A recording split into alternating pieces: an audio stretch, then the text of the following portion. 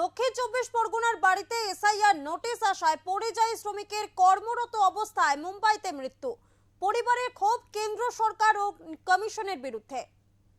SIR শুরু হওয়ার পর থেকেই রাজ্যের একাধিক জায়গা থেকে এই আতঙ্কে মৃত্যুর খবর সামনে এসেছে। এবার দক্ষিণ চব্বিশ পরগনা জেলার মথুরাপুর 1 নম্বর ব্লকের আবাদ ভগবানপুর গ্রাম পঞ্চায়েতের অধীনে ভগবানপুর গ্রামের সাবির হোসেন বেপারী নামে এক ব্যক্তির মৃত্যুর ঘটনা সামনে এলো।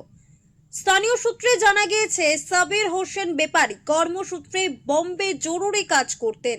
সেখান থেকে তিনি এসআইআর এর নোটিশ এসেছে বলে জানতে পারেন। সাবির হোসেনের বাবার 2002 এর লিস্টে নাম থাকা সত্ত্বেও সাবির হোসেনকে এসআইআর এর নোটিশ দেওয়া হয়।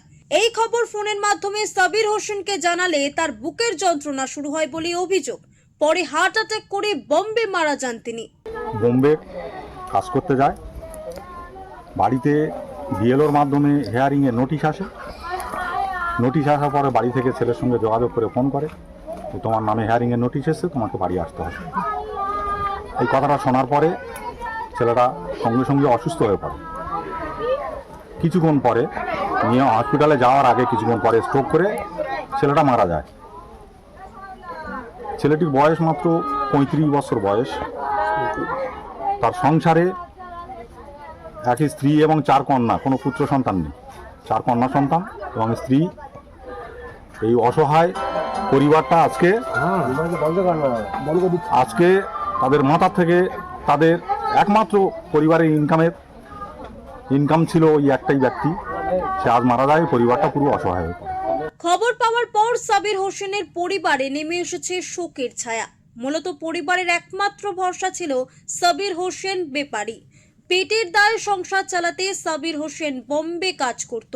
আর এই মৃত্যুর দায় সম্পূর্ণ কেন্দ্রীয় সরকার ও নির্বাচন কমিশনারকে দায়ী করেছে সাবির হোসেনের পরিবারের লোকজন। 15 তারিখ হচ্ছে কি ও নোটিশ পায় এবং বোম্বে হচ্ছে কি পরিযায়ী শ্রমিকের কাজ করে। বাড়ি থেকে হচ্ছে কি খবর যাওয়ার পর হচ্ছে কি বলতো একটা মানসিক হচ্ছে কি চাপে মোটামুটি ও ছিল। আজকের সকালবেলা হচ্ছে কি বলতো এই নোটিশের খবর যায় এবং হচ্ছে কি বেলা হচ্ছে কি তোমার 10টা নাগাদ হচ্ছে কি খবর আসে হঠাৎ অসুস্থ হয়ে। ওই চিন্তা ভাবনায় যে বাড়িতে আসবো কি করবো, এই চিন্তা ভাবনার কারণে মানে স্ট্রোক হয়ে মানে মৃত্যুবরণ হচ্ছে কি করে। ওনার পরিবারে হচ্ছে কি ওনার মায়ের নাম, বাবার নাম, উভয়ের নাম হচ্ছে কি 2002 সালের লিস্টে হচ্ছে কি আছে।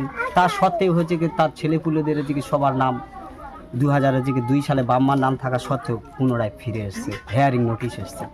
এই ঘটনাকে ঘিরে বিধানসভা নির্বাচনের আগে শুরু হয়েছে বিজেপি তৃণমূল রাজনৈতিক চর্চা। দক্ষিণ চব্বিশ পরগনা থেকে গোপাল শীলের রিপোর্ট, ওঙ্কার বাংলা।